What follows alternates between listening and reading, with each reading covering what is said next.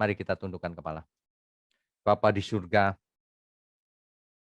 biarlah malam ini menjadi malam yang mencerahkan buat kami semua.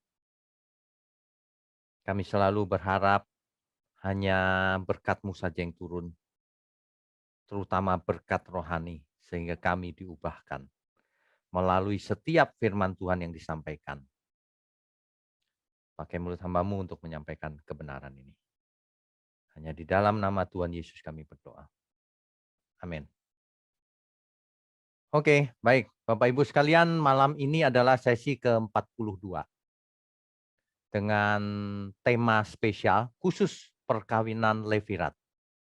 Dan tema ini jarang dibahas oleh banyak orang karena dianggap tidak relevan atau tidak aplikatif bagi kehidupan kita hari ini. Padahal setiap firman yang kita baca pasti ada aplikasinya. Pasti ada hikmat atau pencerahan yang kita bisa dapat kalau membacanya benar. Ya. Oke, saya lanjutkan. Ya. Kalau Bapak Ibu mendengar kata-kata Levirat, itu hukum pernikahan Levirat. Dalam bahasa Ibrani disebut dengan Yibum. Ya, Yibum atau Yifum. Kata Levirat ini berasal dari bahasa Latin, yaitu levir. Levir itu artinya ipar, saudara laki-laki dari suami. Levir. Jadi perkawinan Levirat adalah perkawinan dengan ipar. Sebenarnya pengertian sederhananya begitu. Alkitab menyinggung soal pernikahan jenis ini, tradisi Levirat ini. Itu di Kejadian pasal 38, di Ulangan 25 ayat 5 sampai 10 dan Rut pasal 4. Ya. Menurut kitab Ulangan, jika seorang suami mati tanpa meninggalkan anak laki-laki, maka istrinya dilarang menikah lagi dengan orang di luar keluarga. Jadi harus menikah dengan adik laki-laki dari suaminya sebagai ganti suaminya. Mengapa demikian? Untuk memberikan keturunan sehingga warisan itu bisa berlanjut. Ya. Karena ingat di zaman itu yang namanya berkat, yang namanya hak kesulungan itu berhubungan dengan satu warisan, tanah warisan. Yang kedua berhubungan dengan keturunan. Di zaman itu orang yang tidak punya keturunan dianggap tidak diberkati. Orang yang mempunyai anak dianggap itu berkat gitu. Nah, mungkin kalau banyak anak banyak rezeki, begitulah kira-kira kalau di kita ya. Nah, jadi sang adik laki-laki harus menggantikan kakaknya sebagai suami janda kakaknya itu untuk memberikan keturunan. Demikian ya. Nanti anaknya dari hasil perkawinan itu akan menjadi milik kakaknya yang sudah meninggal. Dianggap menjadi anak dari suami pertama.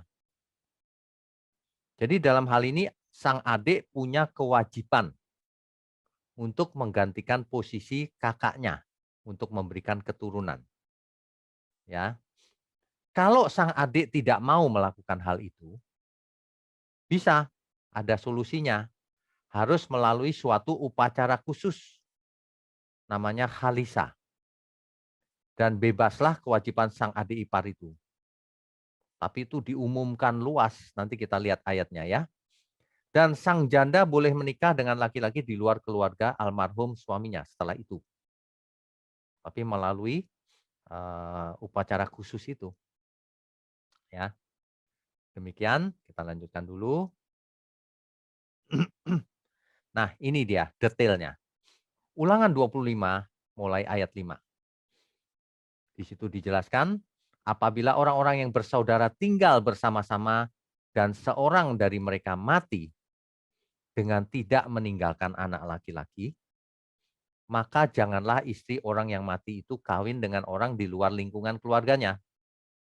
Saudara suaminya haruslah menghampiri dia dan mengambil dia menjadi istrinya, dan dengan demikian melakukan kewajiban perkawinan ipar.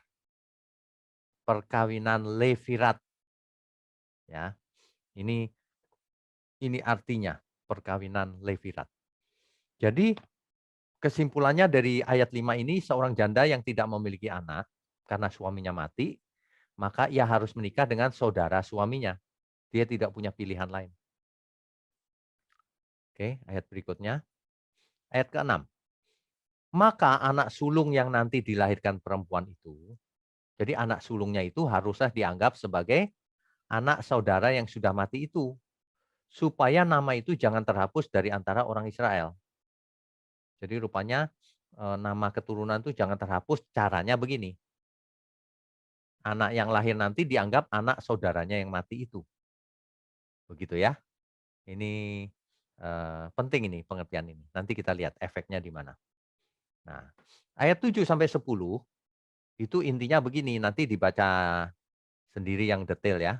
Tapi intinya begini.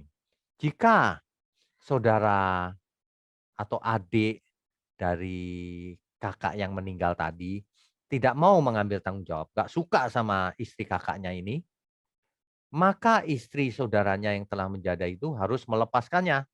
Gak boleh dipaksa. Tapi harus melalui proses atau langkah-langkah tertentu. Ya, ini dijelaskan di ayat-ayat ini. Di ayat keberapa itu? 9. Maka haruslah istri saudaranya itu datang kepadanya di hadapan para tua-tua, menanggalkan kasut orang itu dari kakinya, meludahi mukanya sambil menyatakan beginilah harus dilakukan kepada orang yang tidak mau membangun keturunan saudaranya. Jadi dihina, dijelek-jelekin, dan diumumkan.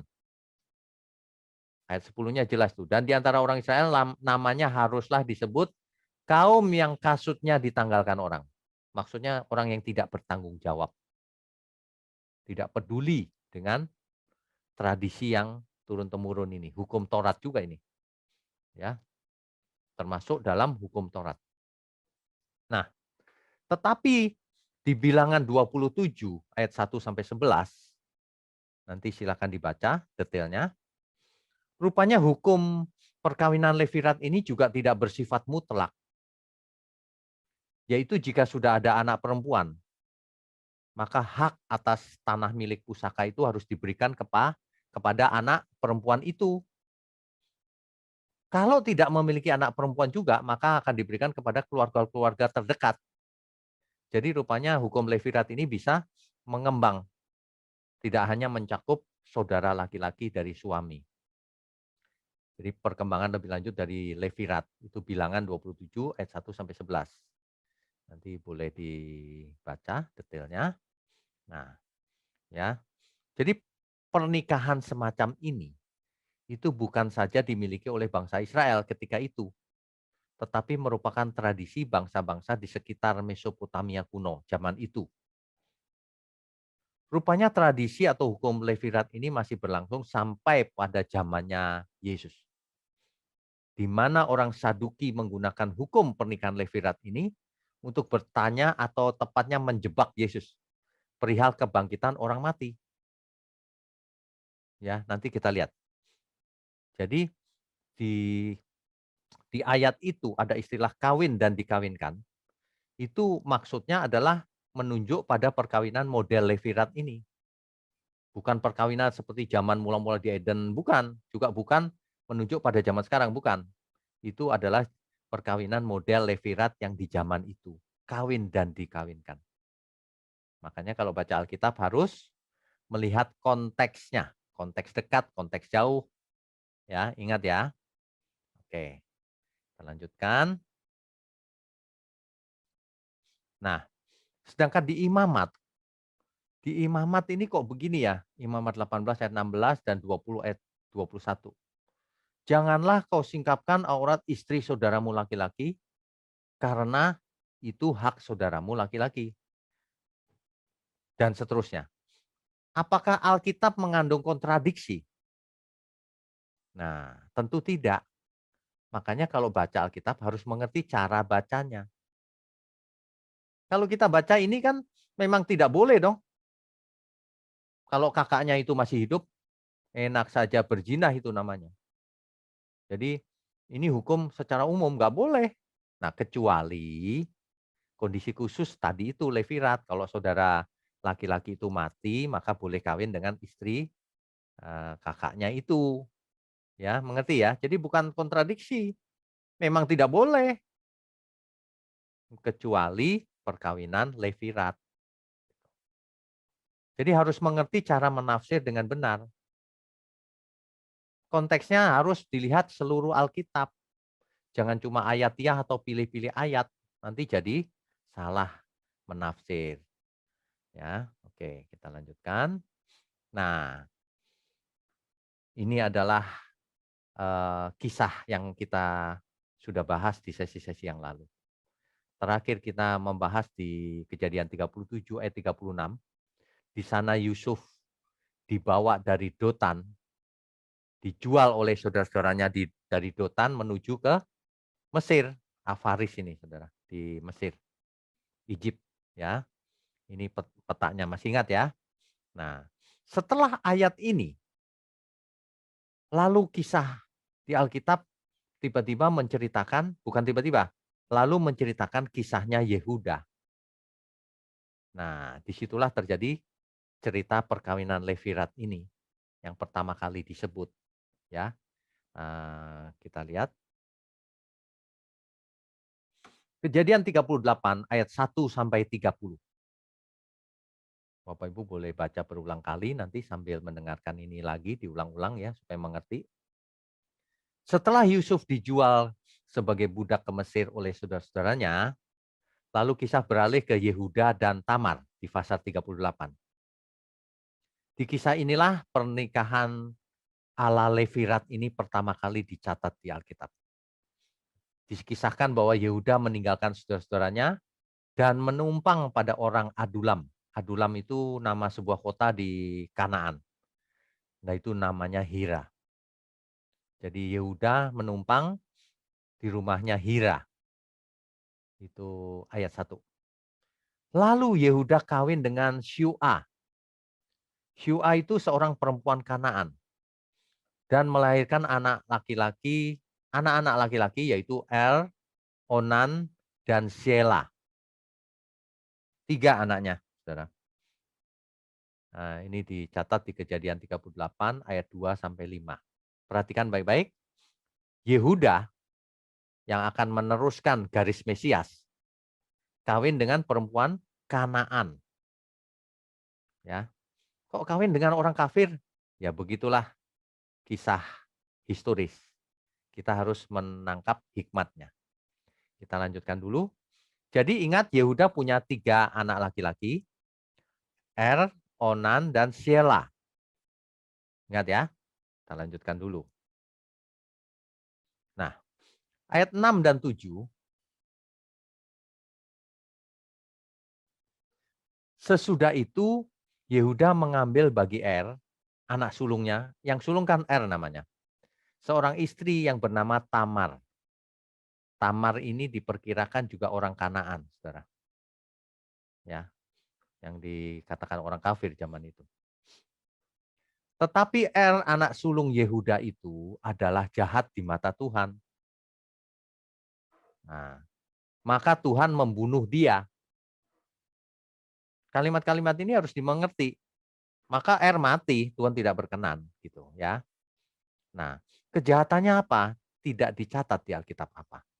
Tetapi kalau kita perhatikan kata yang dipakai untuk jahat di ayat itu adalah kata yang sama, yaitu ra. Kata yang sama untuk menunjuk kejahatan laki-laki Sodom. Di Kejadian 13 ayat 13 dipakai kata yang sama, ra. Adapun mereka jahat, ra. Nah, kejahatan apa itu? Kita tidak tahu, tapi kata-katanya sama. Sehingga mati karena Tuhan tidak berkenan. Ya, jadi Bapak Ibu perhatikan baik-baik. Ini dia, dan Tamar. Tapi kemudian mati karena jahat di mata Tuhan. Nah, lalu bagaimana Tamar yang tidak punya keturunan ini? Nah, inilah berikutnya. Hari itu sudah berlaku tradisi Levirat. Itulah sebabnya Yehuda menginstruksikan kepada Onan, yaitu adiknya Er, untuk menggantikan posisi kakaknya, yaitu mengawini istri kakaknya yang sudah menjadi janda untuk mendapatkan keturunan. Itu ayat 8. Ya. Tetapi Onan tahu bahwa bukan ia yang akan memiliki keturunannya itu. Nanti anaknya pasti dianggap adalah keturunan Er. Anaknya Er, bukan anak dia. Maka yang dilakukan oleh Onan adalah ia selalu membuang benihnya di luar setiap kali ia berhubungan dengan Tamar. Ayat 9-nya itu. Waduh, Onan hatinya jahat loh. Hari itu padahal tujuan dinikahkan itu supaya punya keturunan. Tapi Onan jahat. Ya tidak mau melakukan itu. Waduh. Tetapi yang dilakukannya itu adalah jahat di mata Tuhan. Maka Tuhan membunuh dia juga. Maka Onan mati juga. Ini ya. Jadi Er mati, Onan juga mati sebelum ada keturunan. Bagaimana ini? Satu-satunya kalau menurut Levirat, Shelah lah yang harus meneruskan lagi. Benar ya? Tetapi Yehuda khawatir. Kok setiap kali dikawinkan dengan Tamar kok mati anaknya? Yehuda khawatir kalau Shelah nanti kalau diberikan juga mati juga. Dan kebetulan Shelah ketika itu belum dewasa.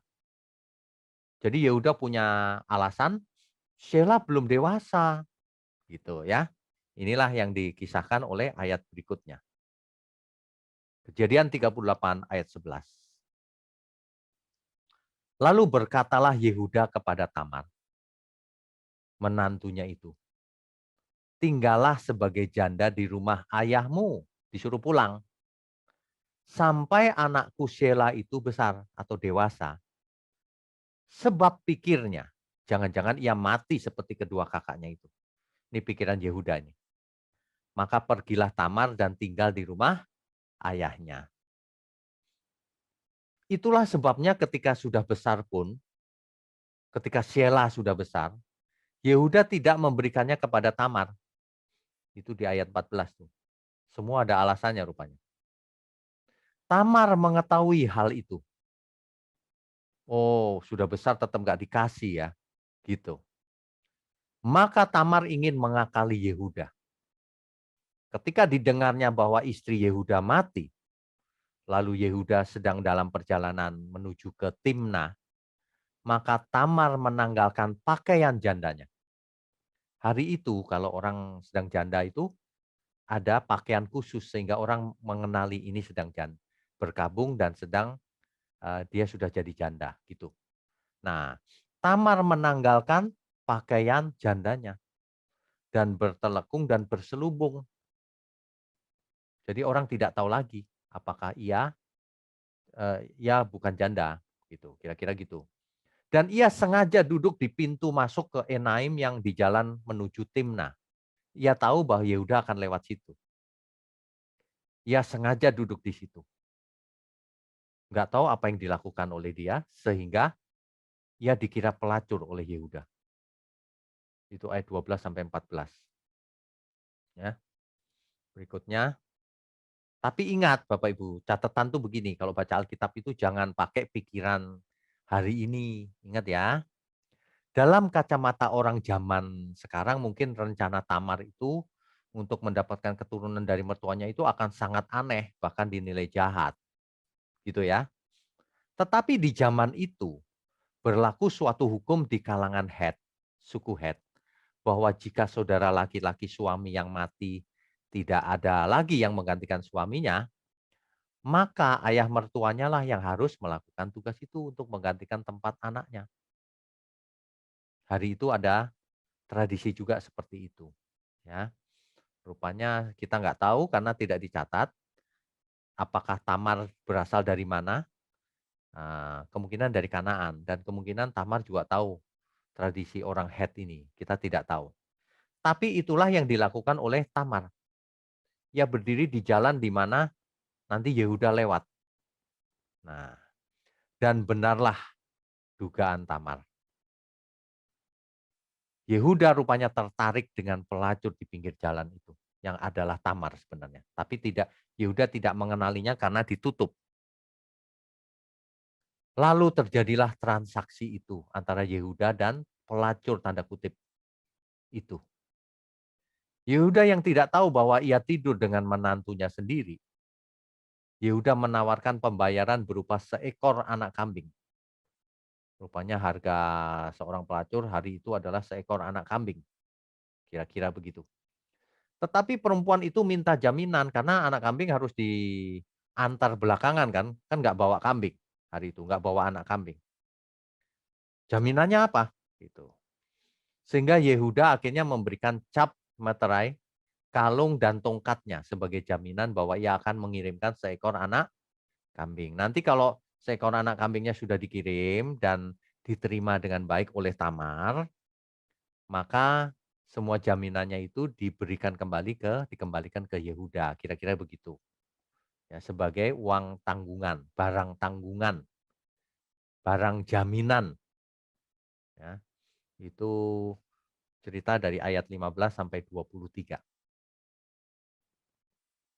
Sesudah kira-kira 3 bulan setelah peristiwa itu, dikabarkanlah kepada Yehuda bahwa Tamar, menantumu itu, bersundal, bahkan telah mengandung dari persundalannya itu. Lalu kata Yehuda, bawalah perempuan itu supaya dibakar. Waduh, waduh, ketika itu mengapa ya sampai begitu ya? Mungkin tradisi hari itu ya. Waktu dibawa, perempuan itu yaitu Tamar, menyuruh orang kepada mertuanya mengatakan untuk menjelaskan dari mana itu hamilnya dia itu, kandungannya itu. Dari laki-laki yang empunya barang-barang inilah aku mengandung. Ditunjukkan kepada Yehuda. Lalu Yehuda melihatnya, dia kaget, saudara.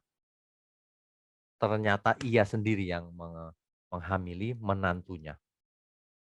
Waduh, Yehuda ini memalukan juga rupanya ya. Itulah kesalahan Yehuda yang memalukan. Tetapi ia bertobat sih akhirnya. Ia mengaku bersalah dan tidak mengulangi kesalahannya lagi. Kejadian 38 ayat 26. Coba kita baca ya. Kejadian 38 ayatnya yang ke-26. Kejadian pasal 38 ayatnya yang ke-26.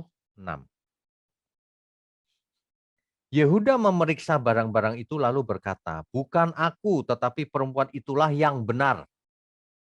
Jadi Yehuda mengaku dia yang benar, bukan aku. Sebelumnya Yehuda berkata, bawalah perempuan itu dan bakar dia. Dia salah tuh pasti. Gitu. Tapi di ayat ini Yehuda mengaku, bukan aku tetapi perempuan itu yang benar. Dengan kata lain, akulah yang salah. Karena memang aku tidak memberikan dia kepada Sheila anakku. Jadi Yehuda mengaku salah. Dan ia tidak bersetubuh lagi dengan perempuan itu. Ia menyesal. Ia mengaku salah. Yehuda. Ya. Nah, begitu kira-kira. Oke, kita lanjutkan. Ayat 27. Pada waktu perempuan itu hendak bersalin, nyatalah ada anak kembar dalam kandungannya. Rupanya hasil antara Yehuda dan Tamar, bayi dalam kandungan Tamar itu kembar. Nanti kemudian akan lahir dengan nama Peres dan Serah. Ya. Di kemudian hari kita akan tahu bahwa garis keturunan Mesias melalui ini. Inilah garis merah yang saya garis ini. Dari Yehuda, hasil perkawinannya dengan Tamar, ya, kemudian melahirkan Peres. Itulah keturunan silsilah Mesias. Kita akan terus menelusuri garis keturunan Mesias. Sebab kitab Kejadian dan seterusnya di Perjanjian Lama itu fokus pada Mesias sebenarnya. Jadi jangan salah mengartikan. Banyak orang ketika membaca kitab Perjanjian Lama, ia berhenti di sana, berbelok pada berkat-berkat jasmani, negeri yang penuh madu dan susunya. Nggak punya pandangan luas mereka, nggak punya pandangan jauh. Padahal seluruh kitab sedang mempersiapkan datangnya Mesias. Itu inti dari Perjanjian Lama itu. Ya, ingat itu. Jangan membahas yang enggak-enggak. Banyak orang menjadi salah ketika membaca ayat karena tidak arahnya salah. Iya, yang kaya menjadi miskin supaya kita yang miskin menjadi kaya. Tuh, saudara, kita dibuat kaya gitu. Matre sih pikirannya. Kalau kita baca Alkitab, kita akan tahu maksudnya. Ia yang kaya penuh kemuliaan, mengosongkan diri, memiskinkan diri, meninggalkan kemuliaannya. Agar kita beroleh kemuliaan. Kaya di situ, kaya itu bukan kaya uang. Jangan matre. Jangan fokus pada perjanjian lama. Perjanjian lama itu mempersiapkan Mesias. Ya, kita lanjutkan lagi. Oke. Jadi ini saudara. Jadi terusannya dari tadi itu. Ingat. Jadi hasil antara Yehuda dan Tamar melahirkan Peres. Sementara Tamar itu mula-mula adalah istri dari Er mati digantikan Onan. Mestinya diberikan Sela, tapi nggak diberikan Sela sehingga terjadilah insiden ini. Yehuda dan Tamar melahirkan Peres dan Serah. Begitu ya.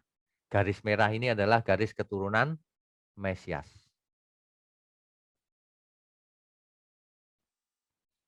Inilah kalau kita telusuri garis keturunan Mesias itu. Dari Abraham dan Sarah, lalu turun melalui Ishak dan Rebeka, lalu turun kepada Yakub. Yakub dan Lea memiliki beberapa anak dari Lea. Kemudian salah satunya Yehuda. Dan dari Yehudalah lalu lahir dari Tamar Peres. Nanti dari Peres terus ke bawah, Hezron dan seterusnya. Itulah garis keturunan Mesias. Ya, kita lanjutkan. Di kitab Rut, nanti dibaca lagi ya. Di kitab Rut dikisahkan bahwa hukum Levirat itu bahkan tidak hanya terbatas pada saudara kandung suami saja. Contohnya Boas. Boas mengambil tanggung jawab untuk menikahi Rut. Ketika seseorang menolak untuk melakukan itu. Boas menikahi Rut karena mungkin Naomi sudah terlalu tua untuk mendapatkan, untuk bisa memberikan keturunan. Jadi nanti anak yang akan lahir dari Rut dengan Boas akan diakui menjadi anak Naomi. Inilah model dari Levirat yang sudah dikembangkan lebih jauh. Itu ada di Rut 4 ayat 13 sampai 17. Coba kita perhatikan sebentar, Rut 4 ayat 13 sampai 17. Nah, ini kita baca ya, ada hal-hal yang menarik. Lalu Boas mengambil Rut dan perempuan itu menjadi istrinya dan dihampirinya lah dia. Maka atas karunia Tuhan, perempuan itu mengandung. Lalu melahirkan seorang anak laki-laki. Sebab itu perempuan-perempuan berkata kepada Naomi, perhatikan ini. Terpujilah Tuhan yang telah rela menolong engkau pada hari ini dengan seorang penebus. Naomi yang terpujilah Tuhan yang telah merela menolong Naomi melalui Rut dan Boas. Ya. Termasyurlah kiranya nama anak itu di Israel. Dan dialah yang akan menyegarkan jiwamu dan memelihara engkau pada waktu rambutmu telah putih.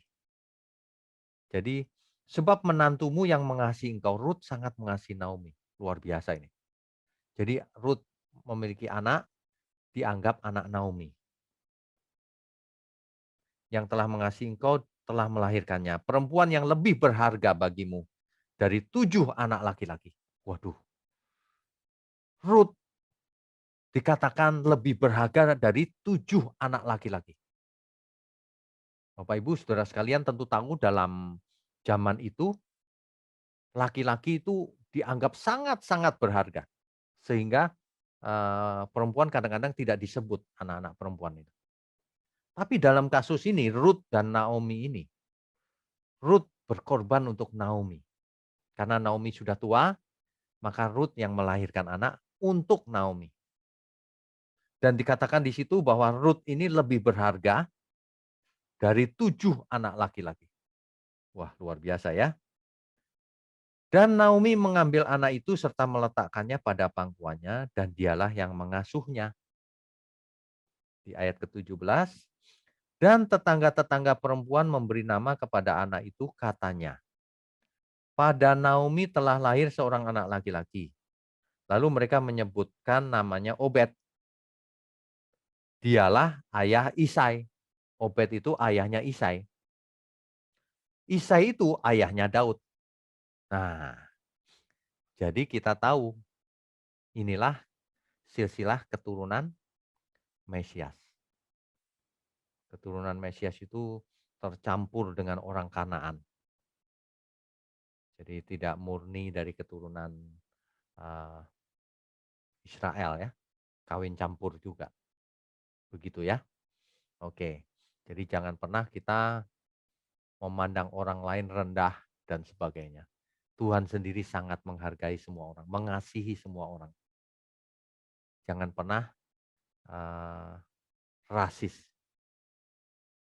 Itu sangat jahat di mata Tuhan.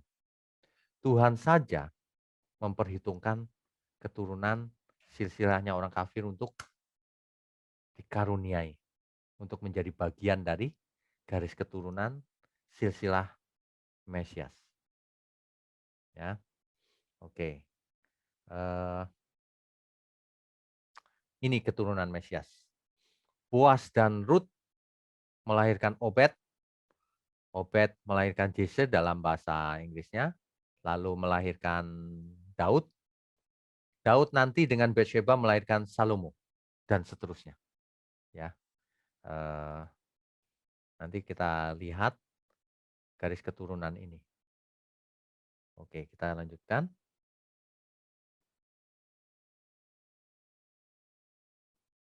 Ya. Inilah model perkawinan yang terjadi dialog antara orang Saduki dan Tuhan Yesus. Di Matius 22 ayat 23 sampai 33. Juga disebut di Injil-Injil sinoptik yang lain. Ya, Markus dan Lukas. Ada ayat-ayat paralelnya, ceritanya sama. Saya bacakan ya. Pada hari itu datanglah kepada Yesus beberapa orang Saduki yang berpendapat bahwa tidak ada kebangkitan. Orang Saduki itu tidak percaya bahwa nanti ada kebangkitan. Tidak percaya. Tidak percaya bahwa orang mati itu nanti bangkit. Sama dengan orang Kristen zaman sekarang banyak sekali yang tidak percaya kebangkitan. Masa sih Pak? Iya.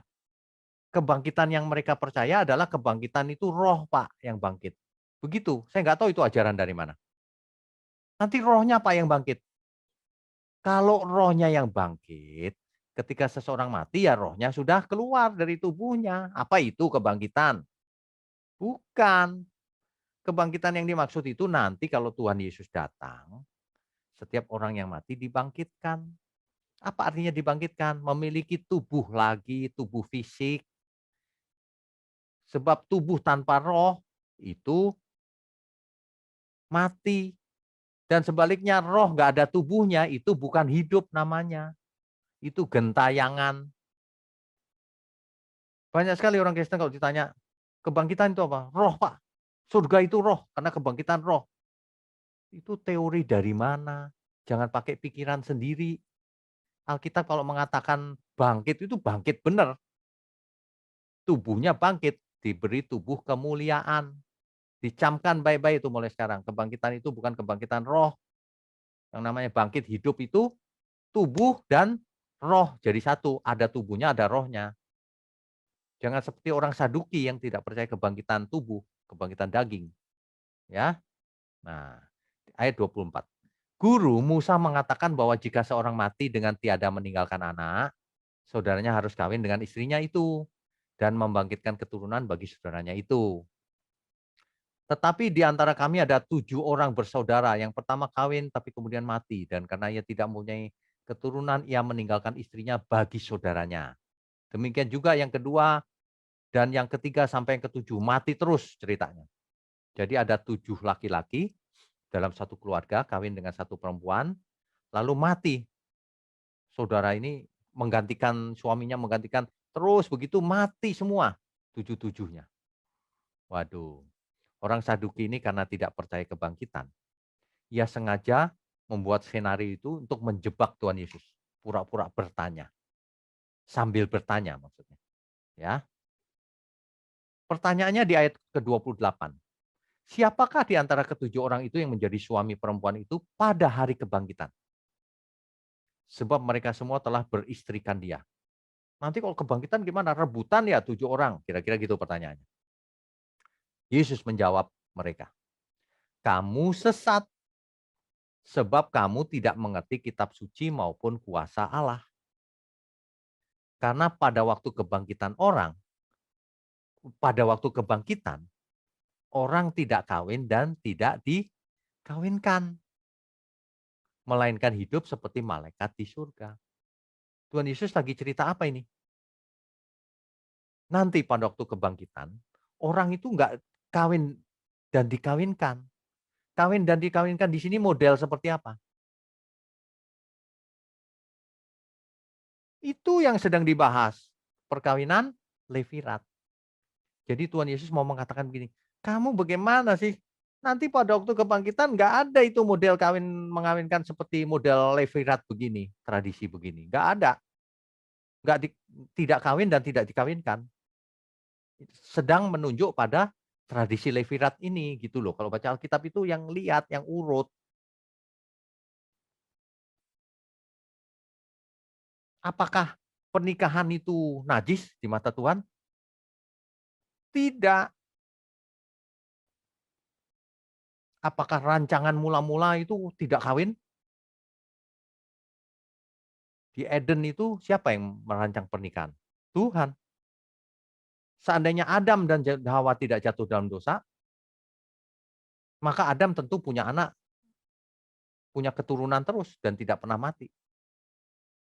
Dan perkawinannya dengan Hawa itu tentu saja itu kudus, suci, sebab Tuhanlah yang merancang semuanya. Hanya manusialah yang pikirannya kotor bahwa seks itu kudis, najis katanya. Itu orang-orang yang kotor pikirannya. Tapi kalau orang yang bersih itu rancangan Tuhan. Jadi harus dilakukan dalam kehendak Tuhan. Jangan dilakukan di luar hukum Tuhan. Ya, itu harus diluruskan lebih dulu.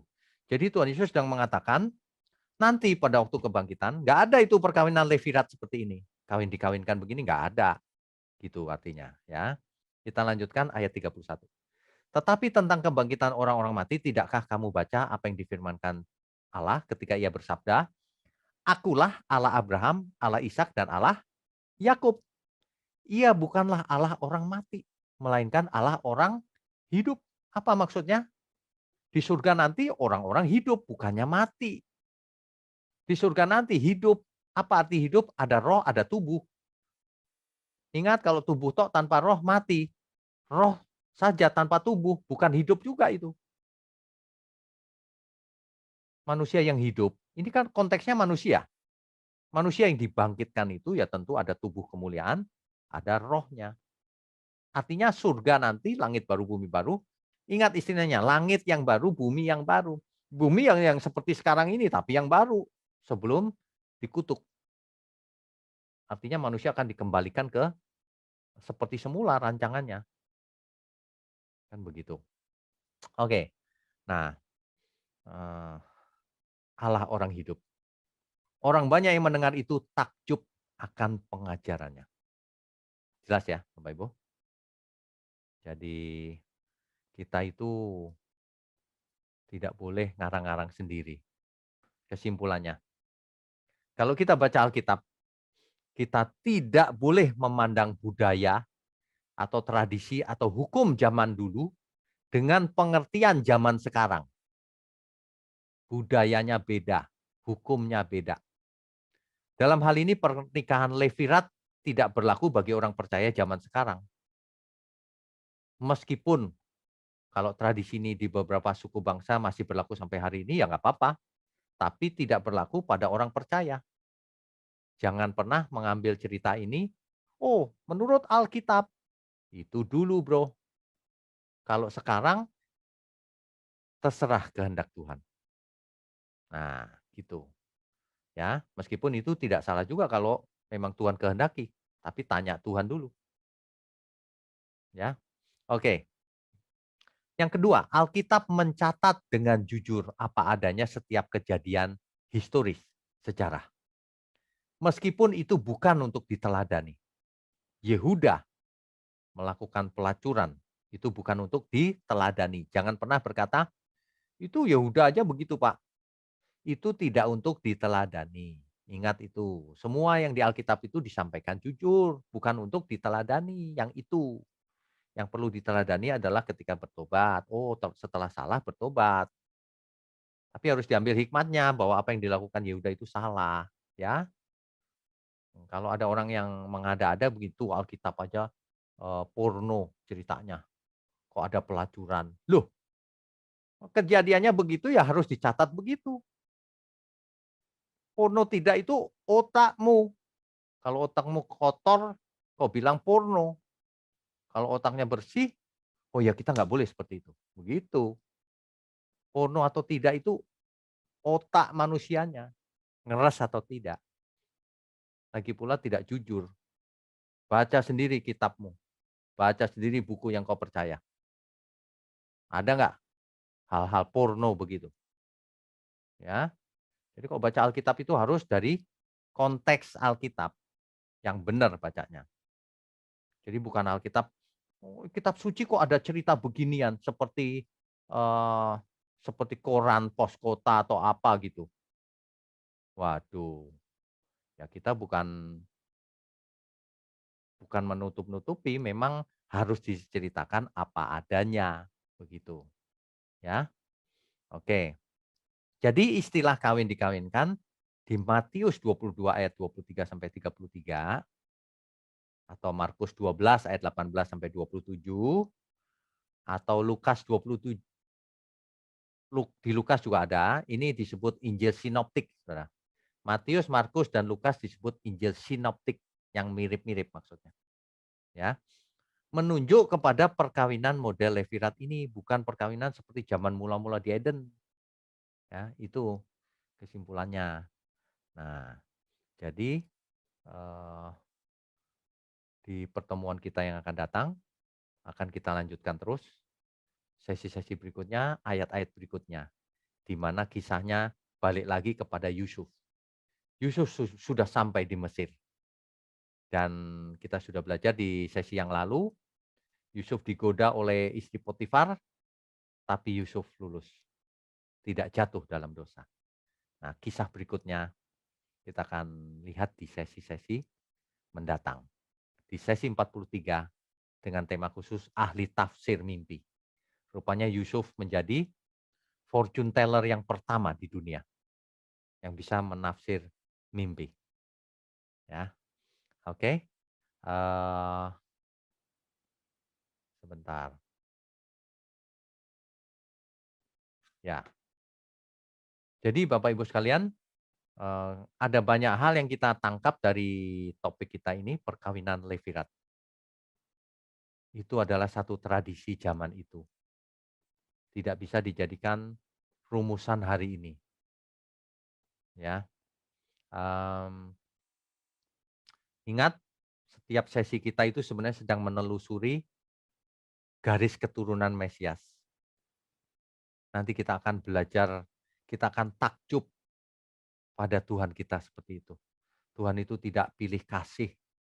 Tuhan itu mengasihi semua suku bangsa. Tuhan mengasihi orang-orang di luar Israel juga. Orang Kanaan juga. Luar biasa ini. Ya. Amin. Amin.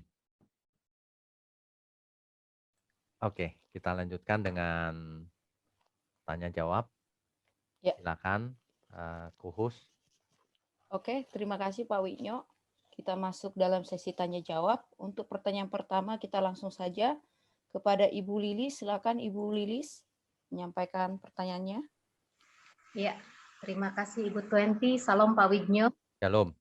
Ya Pak, saya ada 2 pertanyaan, tapi saya satu dulu, barangkali nanti ada kesempatan saya tanya kembali. Ya. Bapak tadi menyinggung tentang kebangkitan tubuh, Pak. Ya. Saya mau tanya, karena selama ini yang saya dengar bahwasanya ketika manusia mati, rohnya itu kan ke Hades tuh, ada yang Hades nyaman dan yang tidak nyaman. Artinya rohnya sibuk dengan keadaan masing-masing, ya Pak ya. Tapi Ya. saya juga mendengar kesaksian beberapa orang bahwasanya si istri meninggal atau suami meninggal, tapi suaminya itu datang ke rumah, terus atau istrinya itu rohnya itu datang ke rumah. Sebenarnya itu roh siapa sih? Kan nggak mungkin kalau misalnya di Hades yang tidak nyaman, jangankan dia mau datang ke rumahnya, di situ aja dia tidak bisa ngapa-ngapain gitu loh, Pak. Oke, baik. Jadi ini kebanyakan di film-film itu. Kalau seseorang orang percaya mati, maka rohnya ke Firdaus, ke tempat yang nyaman. Nah, kalau ke tempat yang nyaman itu bersama Tuhan. Ya. Tentu saja Tuhan tidak mengizinkan gentayangan di dunia untuk apa juga. Ya kan? Ya. Nah, kalau ia masuk ke Hades, di mana di sana tempat yang tidak nyaman, alam maut. Nah, itu misteri. Kalau si setan yang membawa dia untuk gentayangan, bisa nggak? Ya bisa saja, kemungkinannya ya. Tapi kalau setan yang menyamar bisa nggak? Bisa juga. Nah, yang mana Pak? Ya terserah yang mana, sama aja, nggak ada pengaruh. Itu di pihak setan itu udah percuma, udah terlambat. Makanya kalau bertobat sekarang, waktu masih hidup. Gitu aja Bu Lilis. Ya. Siap, terima kasih Pak Widjo. Oke, Tuhan berkati. Baik, pertanyaan selanjutnya dari Bapak Irwan Rusli. Silakan Pak. Pak Irwan. Pak Irwan, silakan Pak. Ini Pak, Shalom Pak. Shalom. Pertanyaan saya adalah kawin Levirat ini sepertinya tidak memandang umur ya Pak. Soalnya Naomi sudah mempunyai anak 2 tapi meninggal, jadi masih ada proses Levirat dalam hal ini. Lalu saya melihat semua ini misalnya dari Ruth yang keturunan Lot dan hubungan dengan anak, lalu antara Tamar dan Yehuda, antara yang sepertinya semua ini menurut proses-proses yang banyak hal-hal yang sosial aspeknya agak di bawah gitu, maksudnya antara David dan Berseda itu adalah berdasarkan hal yang tidak baik. Apakah ada pesan Tuhan dalam merancangan hal-hal seperti ini, Pak? Dari golongan bawah gitu maksudnya. Ini kalau nanti kita lihat silsilahnya yang utuh ya Pak ya. Itu bukti bahwa Tuhan bisa memakai siapa saja. Tuhan memberi kesempatan kepada siapa saja untuk bertobat, untuk ikut serta dalam proyek keselamatan. Meskipun dahulu latar belakangnya orang berdosa, orang kafir atau bagaimanapun, tapi kalau bertobat bisa dipakai Tuhan. Apapun kesalahan kita bisa dipakai Tuhan. Asal bertobat. Jadi Tuhan tidak membeda-bedakan yang ini kafir, yang ini enggak pernah. Tuhan enggak pernah seperti itu. Asal dia bisa dipakai Tuhan, Tuhan pakai. Nanti kita lihat itu, zigzagnya keturunan itu kok bisa mampir ke Rahab, kok bisa dari perempuan Kanaan, gitu Pak. Ya. Kenapa enggak dari Yusuf aja yang menjadi tokoh itu? Kenapa enggak dari Rahel yang menjadi kesayangan Yakub, kan gitu ya. Nah, ya memang begitulah. Makanya zaman sekarang, meskipun ini tidak nyambung ya, tapi kira-kira gini Pak. Zaman sekarang anak seorang pendeta belum tentu benar Pak. Anak seorang yang jahat dulunya, siapa tahu sekarang jadi pendeta. Nangkep ya maksudnya ya? Ya, Pak. Jadi tergantung dari respon kita masing-masing. Nggak tergantung dari, oh dulu bibit, bobot, bebet. Enggak. Asal seseorang bertobat, yang lama sudah berlalu. Yang baru sudah tiba. Ciptaan baru. Gitu ya. Itu luar biasa. Lalu yang umurnya Naomi yang tua itu masih bisa proses levirat, padahal dia sudah punya anak tuh Pak. Oh, ini kan dalam rangka memberi keturunan laki-laki. Nah, makanya Ruth mempersembahkan itu. Itu luar biasa itu. Sehingga diangkat anak untuk Naomi.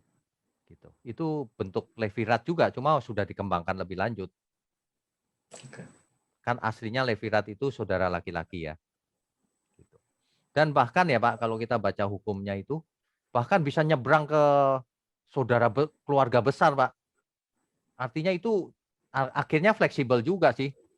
Ujung-ujungnya cuma satu, meneruskan keturunan, jangan berhenti. Gitu. Baik Pak. Ya, oke. Terima kasih Pak. Yes. Tuhan berkati. Ya. Oke, baik, selanjutnya kepada Bapak Othniel Richard, silakan Pak. Silakan di-unmute. Malam Pak Wignyo. Selamat malam. Ya, mau bertanya, kayaknya ini seperti orang awam ya. Silakan Pak. Bahwa pada saat kita bangkit nanti, apakah dengan tubuh baru itu kita bisa saling mengenal antar keluarga, dengan catatan apakah pada saat dibangkit, fisik kita serupa dengan umur terakhir kita hidup? Nah, itu pertanyaan saya. Oke, baik. Ini pertanyaan bagus nih. Jadi, ketika seseorang mati, rohnya ada di dunia roh tentunya ya. Entah itu Firdaus, entah itu Hades. Apakah sadar? Banyak orang merasa roh itu nggak sadar, Pak. Lah kalau nggak sadar, dihukum juga nggak pengaruh dong, nggak sadar. Nah, justru ini sadar. Tahu dari mana? Tahu dari kisahnya Tuhan Yesus. Tuhan Yesus bercerita ada seorang kaya, ada Lazarus, keduanya mati. Lazarus ke pangkuan Abraham. Itu artinya ke tempat yang nyaman, ke Firdaus.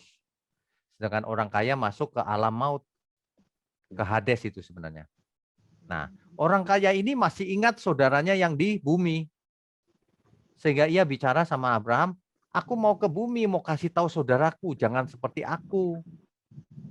Jangan sampai saudaraku nggak selamat juga. Gitu. Jadi dia masih ingat, bahkan kasihan sama saudaranya, mau kasih tahu. Tapi sudah terlambat. Jadi bukan masuk surga itu amnesia, nggak ingat apa-apa gitu, kayak orang blow on gitu. Bukan. Masuk surga itu ingat, oh dulu aku di bumi seperti itu. Ingat. Tapi ada tapinya nih. Ketika kita sampai di surga, suasana surga yang begitu dahsyat. Nggak akan menyebabkan kita memandang ke belakang. Nggak akan kita mengingat-ingat dulu, sedih dan sebagainya. Nggak akan. Karena memandang kondisi yang sangat jauh berbeda. Yang belum pernah kita dengar, belum pernah kita lihat. Itulah yang disediakan Tuhan. Ya. Ya Pak. Jelas Tapi ya, Pak? pertanyaan saya tadi, apakah saat kita dibangkitkan dengan tubuh baru, Oh, oke. Ya, mengerti. usia kita, fisik kita, wajah kita sama seperti saat kita terakhir hidup gitu loh. Oke. Jadi begini Pak. Kita mengerti Alkitab itu harus jangan hanya yang tersurat, tersirat juga. Di sana, di surga, kita tidak bakalan mati lagi. Betul. Artinya apa? Artinya kalau di dunia ini kita sudah tua, lalu seseorang kena stroke, sudah tua gitu, masuk surga tetap lumpuh. Nggak mau masuk surga Pak, ngapain masuk lumpuh selama-lamanya hidup kekal. Bener nggak? Iya, iya. Artinya apa? Artinya sampai di sana muda lagi. Sel-selnya sempurna. Yang lumpuh berdiri lagi. Penyakit-penyakit hilang tentunya. Cacat-cacat yang tangannya putus nggak ada lagi pasti. Nah, sempurna. Bisa tua nggak? Nggak bisa. Kalau bisa tua berarti bisa mati dong. Nggak bisa. Nangkep ya? Ya, tapi Bagaimana kalau matinya itu bayi? Ya masa sampai sana tiba-tiba gede ya, tetap bayi. Betul. Tapi bayi itu mengalami pertumbuhan yang sempurna. Artinya apa? Dia bisa membesar. Tapi setelah dewasa di umur tertentu ya dia nggak bakalan tua lagi Pak selamanya. Hidup kekal. Itu yang saya bisa jelaskan, yang bisa saya yang berikan tua jawaban. tetap tua, Pak, gitu Pak ya. Yang tua Bagaimana? tetap tua. Yang tua tetap tua. Loh, tadi sudah saya jawab. Kalau orang tua, udah tua sekali gitu masuk surga tetap tua gitu selamanya kekal. Nggak enak Pak. Yang tua masuk surga ya muda lagi. Nggak mungkin dibiarkan tua. Karena tua itu artinya apa? Sel-sel kita sudah tua Pak. Kualitasnya sudah rendah. Jadi dengan berjalannya waktu, kan kita semua bakal tua Pak. Iya. Itu artinya sel-sel kita ini nanti menurun kualitasnya. Makin lama makin tidak berkualitas. Masa masuk surga dibiarkan tidak berkualitas sama Tuhan? Enggak dong. Iya, Masuk iya. surga pasti diganti yang sempurna. Cuman wajahnya mungkin masih sama, Pak. Iya, iya. Masa Bapak masuk surga jadi ibu-ibu kan enggak mungkin dong. Ya, dibangkitkan itu artinya hidup lagi gitu. Ya. Oke. Ya, Jelas ya, terima Pak? kasih. Tuhan berkati. Ya. Kami ingatkan kembali bagi Bapak Ibu yang bertanya, silahkan menampilkan video. Oke, selanjutnya kepada Bapak Nugroho Kuswantoro, silakan Pak. Pak Nugroho, silakan Pak. Selamat malam Mbak Ligno, selamat malam Bapak Ibu Ya, semuanya. selamat malam. Terima kasih atas kesempatan yang diberikan. Saya mau menanggapi tentang tadi yang Bapak sampaikan Ya, terkait silakan Pak. dengan perkawinan levirat. Ya. Saya tidak tahu apakah yang tadi disampaikan Bapak itu yang saya masih belum paham adalah levirat. Perkawinan yang levirat itu apakah itu direstui dari ketentuan maksudnya apa direstui berkenan di hadapan Tuhan. Nah, karena sebenarnya kalau kita melihat baik atau buruknya aturan itu sangat tergantung pada manusia yang menjalankan atau yang menanggapinya. Buktinya kalau tadi perkawinan levirat itu mengandung hal yang baik. Tapi kejadian yang menimpa pada apa yang tanggapan Onan dan orang tuanya ayahnya Yehuda, menurut kita kejadiannya tidak baik, yaitu atas tanggapan respon dari manusianya. Nah, pertanyaannya atau masalahnya apa Pak? Masalahnya apakah perkawinan levirat itu tentunya mungkin bukan ditentukan oleh Tuhan ya, atau memang itu apa itu berkenan di hadapan bagi Tuhan itu. Oke, baik. Satu, saya mau menanggapi terkait dengan perilaku Yehuda. Sebetulnya Yehuda itu bertindak menurut saya dari cerita dan yang pernah saya baca di kejadian tersebut adalah itu melanggar perintah Tuhan. Kalau sekarang dalam hukum Tuhan melanggar perintah ke-7 ya. Nah, kejadian seperti itu sebetulnya juga terjadi pada saat zaman Tuhan Yesus. Tetapi ketika para pria membawa seorang wanita yang dianggap berzina, itu yang disalahkan lebih banyak dari cerita tersebut adalah wanitanya. Termasuk dalam cerita Yehuda dengan Tamar ini adalah Tamar yang disalahkan. Sementara pihak laki-laki tidak mendapat sorotan sebagaimana mestinya. Nah, pada zaman Yesus, Tuhan Yesus sesungguhnya yang terjadi sebenarnya kalaupun itu Tamar itu menjebak, tapi Yehuda tidak punya pikiran untuk bertindak melanggar perintah Tuhan, melanggar norma, karena saat itu mestinya perselingkuhan atau perzinahan itu tidak akan terjadi. Nah, Demikian juga sebenarnya, jadi tapi yang pada komentar dia dan sampai sekarang masih banyak yang memojokkan peristiwa perkosaan ataupun dengan termasuk perkosaan itu yang disalahkan adalah wanitanya. Prostitusi itu lebih banyak disalahkan wanitanya, sementara laki-laki yang bertindak menyimpang tersebut tidak pernah diuber, itu yang tidak adil. Nah, oleh karena itu dalam konteks ketika Tuhan Yesus menerima menghadapi orang-orang yang membawa seorang wanita berzina itu, Oke, mengerti Pak. Oke, jelas. Sedang mengangkat derajat wanita sebetulnya. Ya, jelas. Jadi yang pertama soal Levirat, apakah Tuhan berkenan? Seperti saya sudah sampaikan tadi, itu adalah praktek zaman dulu, Pak. Jadi bukan berarti kita harus meniru seperti itu. Tidak. Jadi tidak seluruh Alkitab harus kita teladani. Ada kasus-kasus di mana itu justru contoh itu salah, jangan diteladani. Seperti contohnya Esau. Esau salah, jangan kau teladani Esau gitu. Nah, ini sama nih. Yehuda melacur, ya jangan diteladani. Itu melanggar hukum Tuhan ya pasti. Apalagi dilihat dari kacamata perjanjian baru, Pak. Waduh. Itu berat tuh kalau dilihat zaman sekarang. Gitu ya. Tapi itulah yang terjadi. Jadi Alkitab kita jujur menulis apa adanya, ketika orang jatuh dalam dosa ya ditulis apa adanya. Kalau bertobat ya bertobat, kalau enggak ya enggak, ditulis apa adanya. Nah, itu yang pertama. Jadi soal Tuhan berkenan atau tidak, ya kita harus sampai ke perjanjian baru karena aplikasinya hari ini itu bukan hukum yang harus kita ikuti. Ya. Oke, yang kedua, yang disalahkan kok wanita terus? Iya, di zaman itu ya. Di zaman itu memang begitu. Tetapi Tuhan Yesus memberikan contoh bahwa seorang wanita yang diseret di depannya itu tertangkap basah berbuat zina, itu kan laki-lakinya kemana itu? Kok cuma wanitanya yang diseret? Nah ya, tapi Tuhan sudah mengalahkan banyak orang itu. Banyak orang jahat itu. Ingin merajam si wanita. Laki-lakinya nggak ditanya.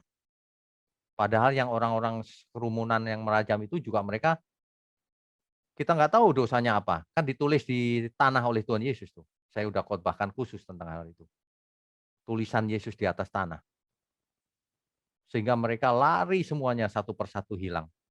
Karena dosanya ketahuan.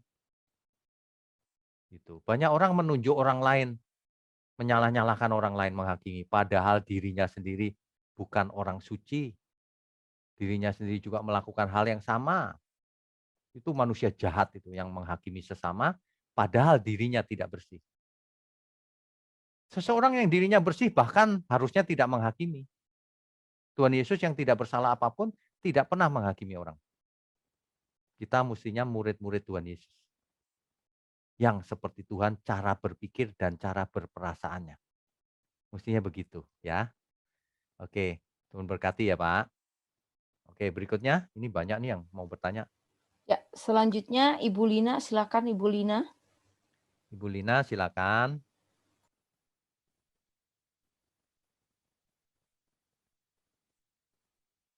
Halo. Shalom Bu. Udah ya Pak, kedengaran ya Pak? Ya, dengar. Silakan. Oh iya, puji Tuhan. Pak, saya mau tanya Pak, tadi kan yang di Matius 22 Pak. Ya. Tentang kebangkitan, karena pada waktu kebangkitan orang tidak kawin dan tidak dikawinkan melainkan hidup seperti malaikat di sorga.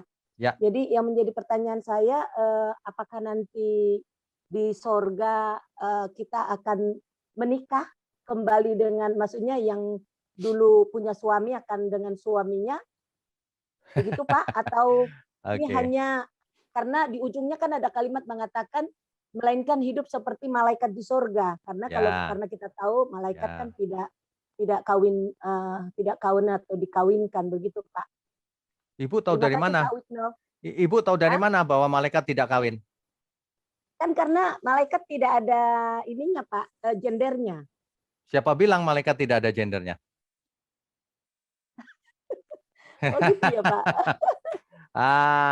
Siapa bilang malaikat tidak ada gendernya? Kita harus lihat Alkitab ya, nggak boleh pikiran sendiri ya. Iya. Coba Apa kita buka ada Alkitab. ininya, Pak? Coba kita buka Alkitab, Iya, kitab Zakaria. Zakaria, iya. Iya, Pak. Perempuan yang sayapnya. Zakaria 5 ayat 9.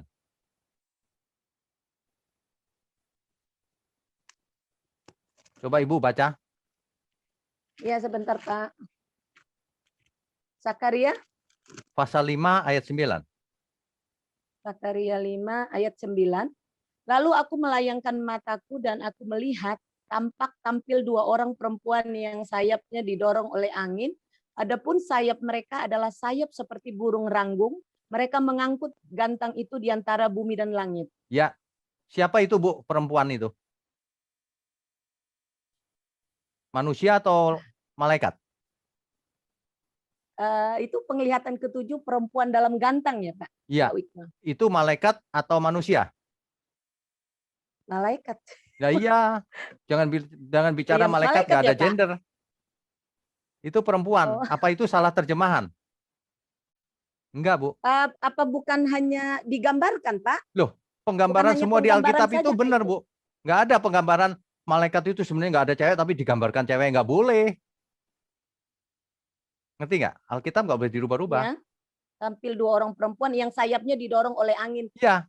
Kalau malaikat digambarkan seperti ini, Pak, apakah nanti kita berarti kemungkinan nanti kita, oh iya, kita bukan malaikat ya, Pak? Ya. Kita bukan malaikat, kita manusia.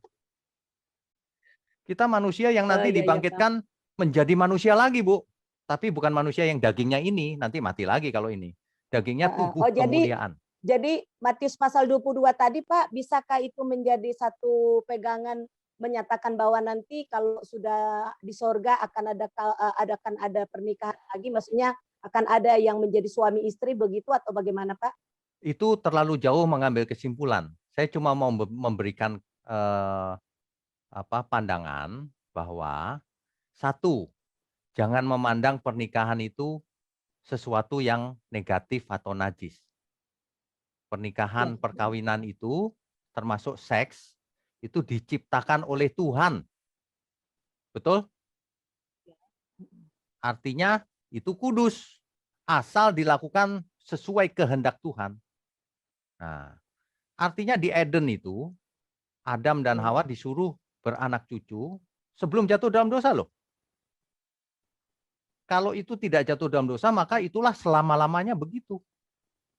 Ya itulah surga. Kalau manusia nggak jatuh dalam dosa.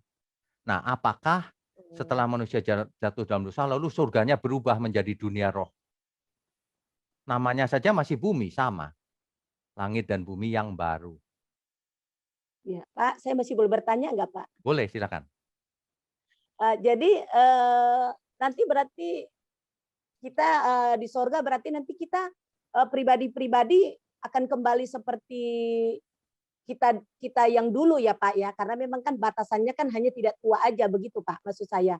Jadi kalau nanti saya ketemu misalnya Pak Pendeta Wikno, saya akan melihat wajahnya Pak Wikno yang sama dengan seperti yang saya pernah lihat begitu, Pak. Kalau menurut saya ya, Bu, nanti kalau kita ketemu di surga, mungkin pangling, Bu. Pangling itu apa ya bahasa Indonesianya? Pangling itu terheran-heran karena gitu. mungkin sudah jauh berbeda ya, Pak, ya. Kok bedanya jadi sempurna gitu ya? Jadi nggak ada kerut-kerutan, nggak ada ini gitu. Itu, Bu, kira-kira. Ya. Terus dagingnya bukan daging ini, daging yang sempurna. Iya, karena sudah bukan daging jasmani lagi ya, Pak, ya. Tubuh sudah kemuliaan, tubuh kebangkitan, Bu. Ya. Tubuh kemuliaan. Yang pastinya kalau sudah tubuh kemuliaan berarti perkaranya udah perkara yang sorga lah ya. Betul. Begitu ya, Nah, Pak. ingat tubuh kemuliaan bukan roh. Tubuh itu ya fisik. Iya. Ya, karena tadi tanpa roh, tubuh tanpa roh mati. Ya. Iya. Roh tanpa tubuh, ya bukan hidup namanya. Iya. Hantu ya, Pak. Allah bukan Allah orang mati, Allah orang hidup. Hidup, iya. Itu Tuhan Yesus ngajarnya persis tuh sama orang Saduki yang nggak percaya itu. Nanti beneran Allah bukan Allah orang mati, Allah orang hidup. Jadi nanti bangkit beneran gitu. Iya. Ya, terima kasih banyak Pak Wikno. Terima kasih, Tuhan memberkati. Tuhan berkati.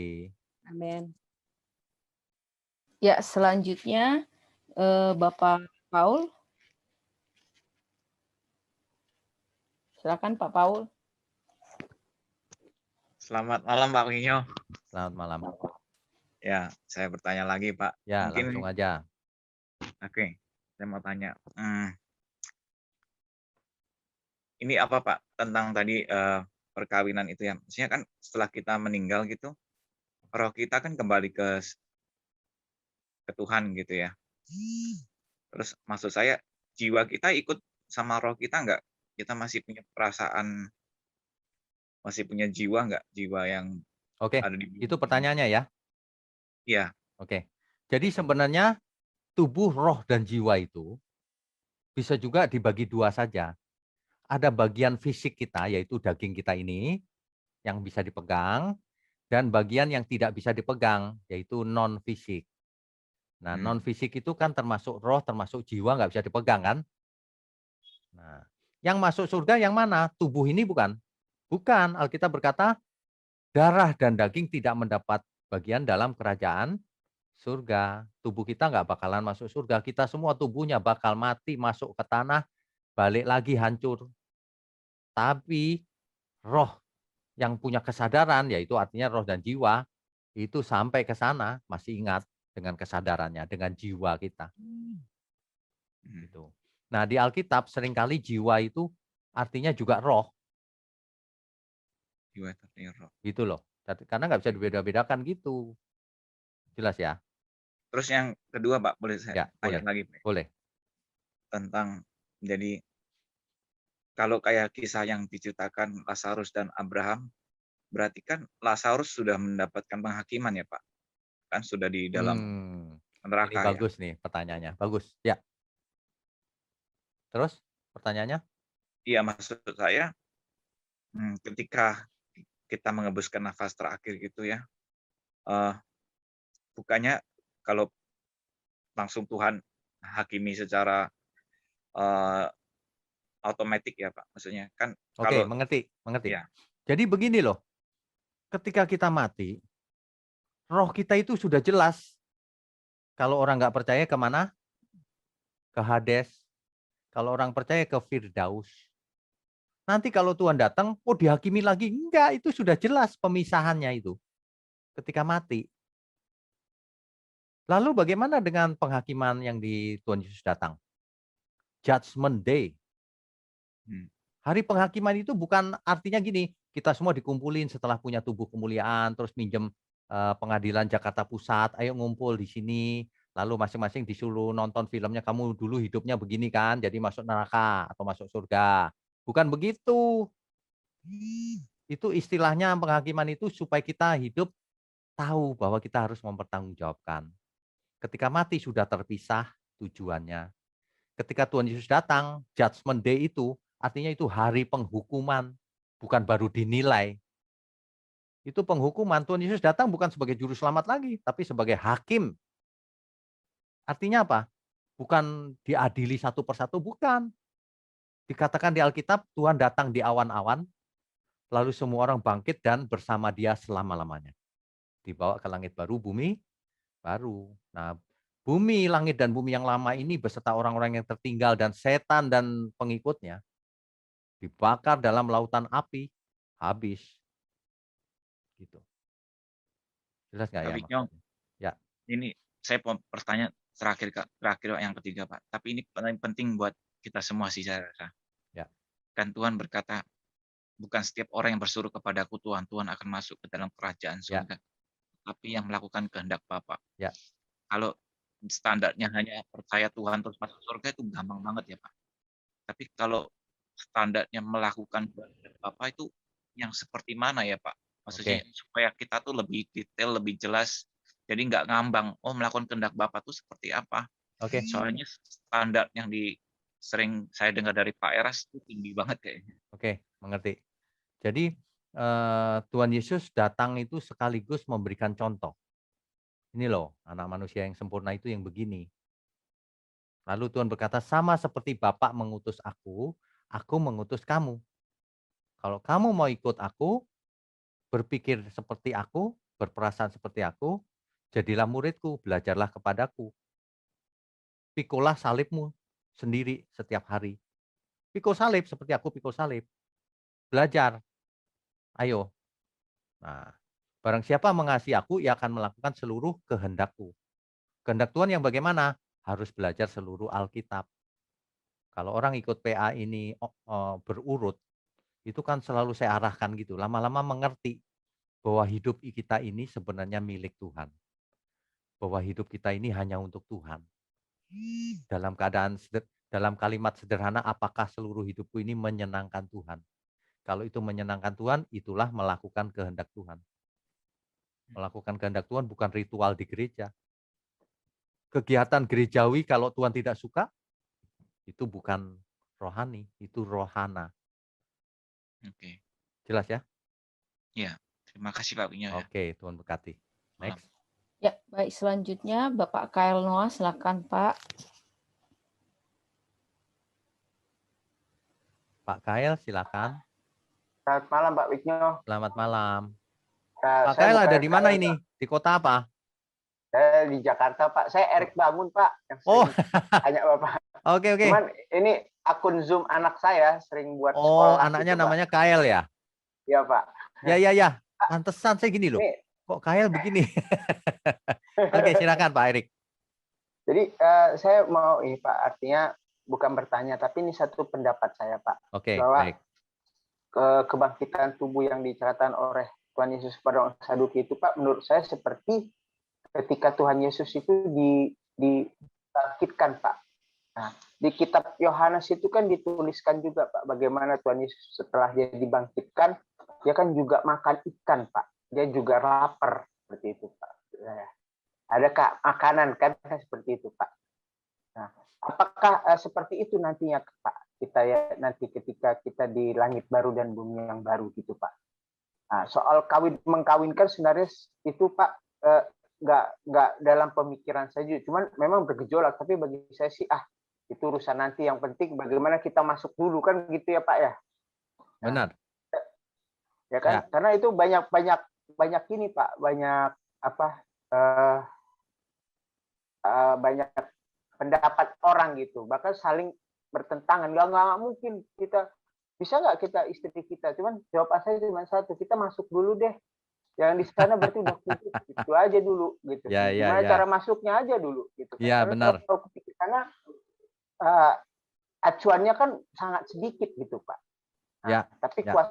saya yakin kuasa Tuhan adalah kuasa yang terbaik untuk orang-orang yang memang sudah dipilih masuk ke dalam langit baru bumi baru. Ya. Cuman yang menjadi pertanyaan saya itu Pak, bukan pertanyaan, apakah benar Pak bahwa kita itu nanti tubuh kita nanti seperti manusia seperti ini juga Pak. Ketika Tuhan Yesus dibangkitkan kan dia juga roh, dan tetapi dia bisa dilihat dan dia bisa lapar gitu Pak. Ya. Dia bisa makan seperti itu, dan dia dalam keadaan dewasa Pak. Gitu loh Pak. Ya. Apakah seperti itu Pak? Terima kasih Pak.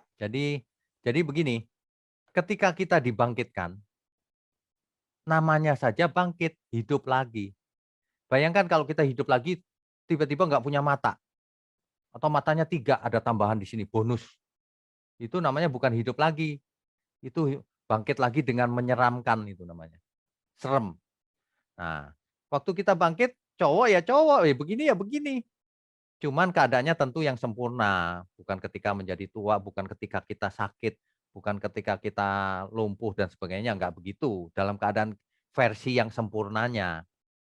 Buktinya apa? Tuhan Yesus yang sudah ditombak dan sebagainya itu, dengan mahkota duri itu tentu masuk itu ke otak. Karena durinya panjang seperti paku. Kalau Bapak Ibu pernah ke Israel, ditunjukkan itu durinya itu. Ada tanaman yang durinya panjang sekali. 5-6 cm lebih bahkan. Masuk itu ke otak pasti. Dan bagaimana? Nah, pasti diperbaharui semua. Nah, ketika Tuhan Yesus bangkit, itu beneran bangkit. Buktinya apa? Makan. Nah, ini menimbulkan kontroversi. Nanti dipikir di surga nggak makan. Kalau di surga nggak makan, ya berarti di surganya surga versi yang roh. Tapi kalau surganya versi yang bangkit beneran, hidup beneran, bayangkan punya tubuh kemuliaan, hidup beneran, nggak makan. Kayak robot plastik gitu. Nggak pernah makan, nggak pernah apa.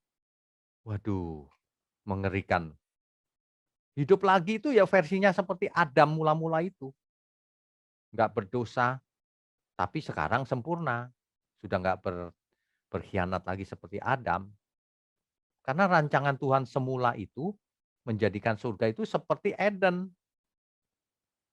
Seperti Adam yang tidak berdosa. Jadi kita akan kembali ke rancangan mula-mula. Bukannya bikin versi lain yang dunia roh. Bukan. Oh, surga dunia roh kita nggak bisa berkarya apa-apa dong. Ngambang gitu. Ya kan? Begitu ya Pak Erik? Benar, Tuhan Yesus sudah mendemonstrasikan hal itu, tubuh kebangkitan.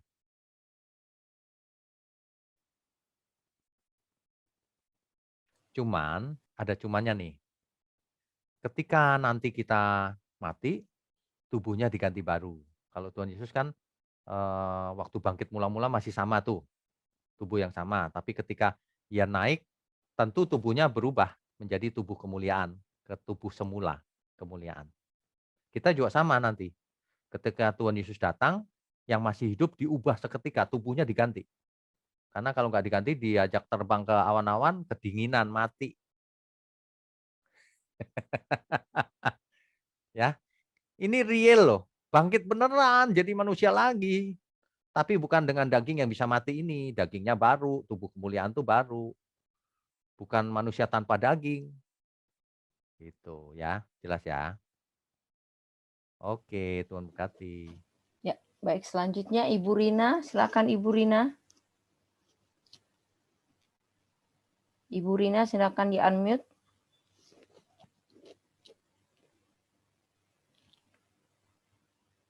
Ibu Rina. Ya, shalom Bu. Ya, shalom, silakan. Pak, saya mau nanya. Itu kalau di LB3 kan seperti Adam dan Hawa. Apanya yang seperti Adam dan Hawa? Seperti kehidupan Adam dan Hawa lagi kan? Seperti mula-mula kan? Oke, terusin dulu pertanyaannya. Terus kan maksudnya kan beranak cucu juga tuh Pak. Nah, Loh. kalau terus di Nanti sana dulu. ada... Saya nggak bicara beranak cucu loh ya. Tapi taruhlah, coba ceritakan dulu versinya bagaimana. Enggak, kan seperti mula-mula tuh, seperti Adam dan Hawa, terus hidup penuh dengan kemuliaan, tanpa kematian kan Pak. Nah, maksud saya gini loh, saya mau nanya, kalau misalkan seperti Adam dan Hawa kan penuhi bumi, itu kan nggak ada kematian. Nah, itu penuh nggak tuh Pak, buminya, maksudnya bumi yang baru itu. Oke, Kalau ngerti. misalkan nggak ada kematian. Oke, mengerti pertanyaannya. Seandainya Adam tidak jatuh dalam dosa, ya namanya juga berandai-andai ya. Seandainya nggak jatuh dalam dosa nih, tentu anaknya Adam berapa? Jutaan kali ya. Nah, anaknya Kain berapa? Jutaan juga. Habel jutaan juga. Jutaan-jutaan sebentar aja penuh bumi ini, betul nggak? Pasti penuh kalau nggak mati. Nah, lalu bagaimana? Nah, ingat nih, yang namanya samayim. Dalam bahasa Alkitab dipakai kata samayim. Samayim itu kan jagat raya yang tak terbatas. Kalau manusia jatuh dalam dosa, hari ini teknologinya begini. Kalau nggak jatuh dalam dosa, teknologinya pasti luar biasa. Di bumi penuh ya pindah aja kemana-mana bisa. Gampang itu, Mas. Itu soal gampang. Samayim itu tak terhingga, nggak mungkin penuh. Gitu. Sekarang kita berpikir di bumi aja. Kenapa ya? Karena kita terkungkung dengan pikiran kita yang sekarang. Jatuh dalam dosa jadi begini nih. Gitu. Jelas nggak maksudnya?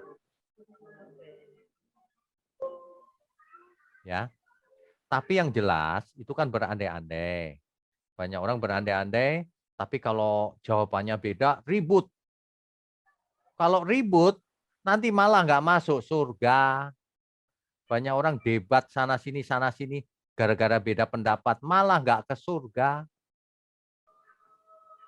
Nggak usah debat, ya. Kita ikuti saja, nggak cocok ya sudah. Kalau saya sih tahu ini yang benar. Gitu. Jelas ya, Bu Rina? Halo, Bu Rina? Iya Pak. Oke. Pak. Ya, Pak. Tuhan berkati ya. Yo, Ya. next. Oke, sisa 2 lagi kita lanjutin aja Pak ya. Lanjutin aja deh, 2 lagi. Sudah ya, Oke. habis ini ya. Selanjutnya Pak William Tulus, silakan Pak William. Pak William silakan. Di unmute Pak. Shalom. Shalom Pak. Saya nama Willem Tulus. Ya. Sedang menggunakan SOM dari anak saya Lydia Tulus. Oh, oke, baik. Saya di Manado ini sekarang ini. Oh, di Manado. Ya, silakan Pak. Saya sangat tertarik dengan penjelasan-penjelasan dari Pak Wignyo. Ya. Di umur saya yang sudah 77 tahun, ya dapat dikatakan sedang giat dengan semua anak-anak bahkan cucu. Oleh karena itu, dengan ketertarikan saya mendengarkan penjelasan ini, saya ada suatu pertanyaan. Silakan. Begini Pak Wignyo. Waktu sekarang ini adalah kita ini masih di bumi Ya. dengan berkat yang dianugerahkan oleh Tuhan Yesus kehidupan ini. Dan manakala, karena saya sudah ditinggalkan oleh mama dari anak-anak ini 1 tahun yang lalu. Manakala, katakanlah suatu saat Tuhan Yesus datang kedua kali, pasti kita ini mati. Dan setelah kita dihakimi, nah dalam proses itu kita dibangkitkan. Baru dia akan teliti, dia akan periksa. Yang berdosa ke neraka, yang taat, percaya, dan bertobat ke neraka. Ke surga, ke surga. Ya, lalu? Pada waktu kita akan datang ke surga itu, apakah standar manusia, ciptaan Allah, sesuai peta dan gambar Allah pada Adam dan Hawa sebelum dia berdosa, itu juga yang kita akan hadapi pada waktu kita di surga, sehingga pergaulan kita, katakanlah saya dengan istri saya, mama dari anak-anak ini, atau ada teman-teman, itu masih seperti demikian di surga, sehingga itulah yang disebut kesempurnaan daripada hidup yang ada di surga. Bagaimana pendapat dari Pak Pendeta? Oke, baik. Baik. Ini pertanyaan yang bagus sekali. Jadi kehidupan Adam dan Hawa di Eden itu belum mencapai kesempurnaan. Itu diharapkan akan mencapai kesempurnaan. Tapi rupanya sebelum sempurna sudah jatuh dalam dosa. Itu kenyataannya. Karena Adam tidak setia, tidak taat pada perintah Tuhan, tidak taat pada firman-Nya, melanggar perjanjian. Nah, lalu sekarang hari ini kita setelah Tuhan Yesus mati di kayu salib, kita semua ditebus, maka orang-orang yang percaya, kita semua, kalau kita mati, kita akan langsung menuju Firdaus. Tapi kalau orang tidak percaya, rohnya akan menuju ke alam maut. Betul. Nah, ini dikisahkan oleh Tuhan Yesus di kisah itu orang kaya dan Lazarus, ya, jelas itu. Nah, ketika Tuhan Yesus datang nanti, yang masih hidup nggak dimatikan dulu, tapi tubuhnya diganti langsung, diubahkan seketika, kata Alkitab. Diganti dengan tubuh kemuliaan. Tapi yang mati lebih dulu dibangkitkan. Yang mati itu yang rohnya ada di Firdaus tadi. Yang ada di alam maut pun dibangkitkan, tapi nggak diajak ke surga, ditinggal di bumi. Sedangkan yang di Firdaus diberi tubuh kemuliaan, lalu dibawa ke awan-awan bersama Tuhan, terus pergi selamanya bersama Tuhan. Nah, prosesnya seperti itu. Nanti di langit baru, bumi baru bagaimana ya? Kita punya kesadaran penuh. Bukannya lalu hilang ingatan. Enggak, kita sadar penuh.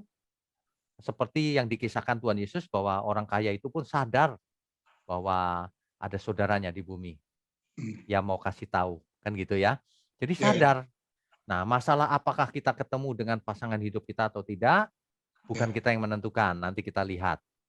Tapi tentu saja semua kita nurut kehendak Tuhan ketika sudah sampai di sana. Apakah Tuhan di sana ada perkawinan atau tidak, ya kita nurut Tuhan saja, jangan ribut-ribut hari ini. Tapi kalau kita punya tubuh sempurna, ya dipikir sendiri apakah kita masih makan atau kosongan aja bisa hidup. Nah, begitu. Nah, kita sudah lihat modelnya di Eden. Sebenarnya rencana Tuhan seperti itu, mula-mula. Ya. Begitu ya, Pak William ya. Terima kasih Pak Pendeta. Ya, Tuhan berkati. Pak William ini luar biasa. Oke, yang terakhir ya. Yang terakhir ya Pak ya. Pak Joka Kakisina, silakan Pak Joka. Pak Joka Di silakan. unmute. Ya, Iya, shalom, selamat malam Pak Pendeta. Shalom.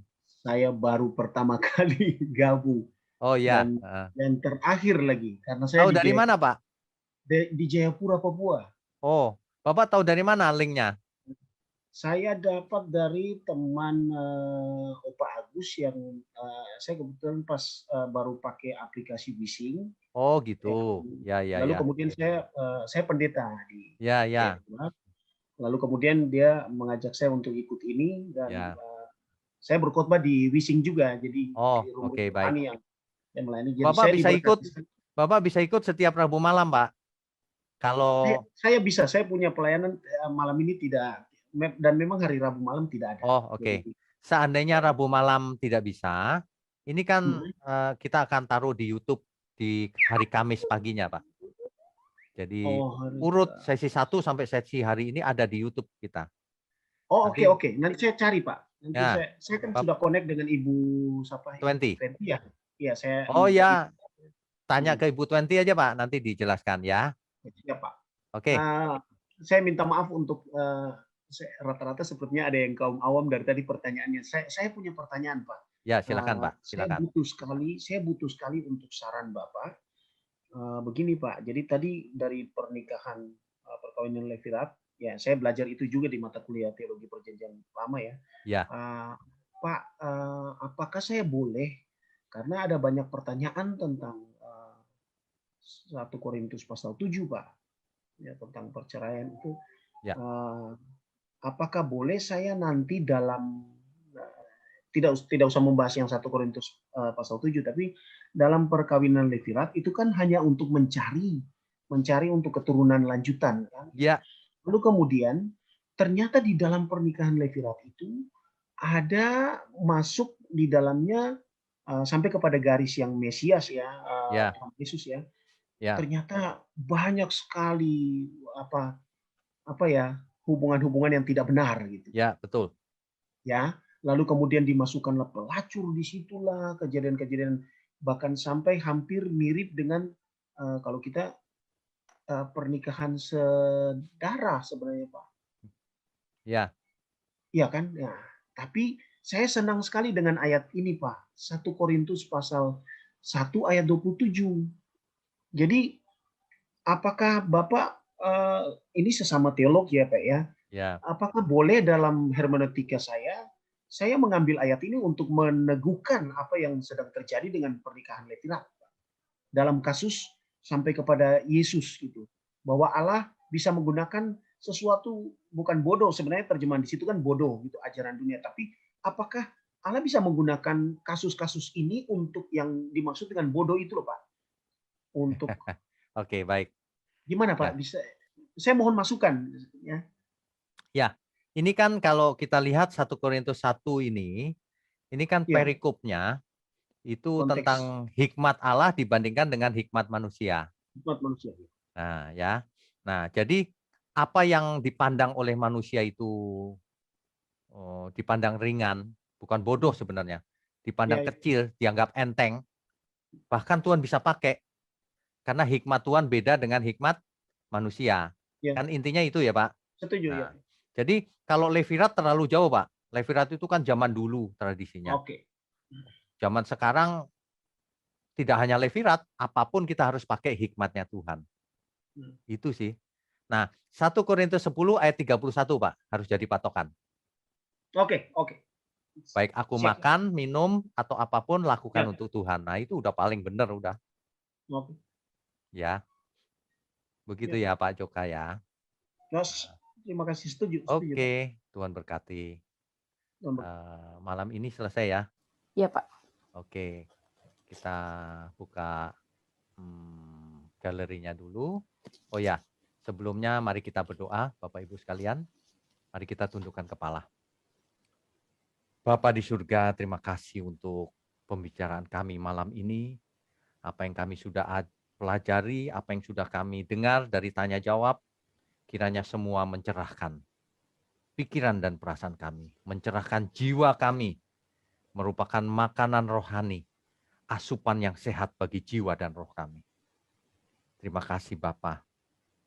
Hamba berdoa secara khusus untuk semua kami yang mendukung program ini, yang menjadi saluran berkat bagi pekerjaan Tuhan, dan juga membagikan seluruh link ini, membagikan firman-Mu kemana saja, sehingga banyak orang diberkati dan makin mengerti kebenaran.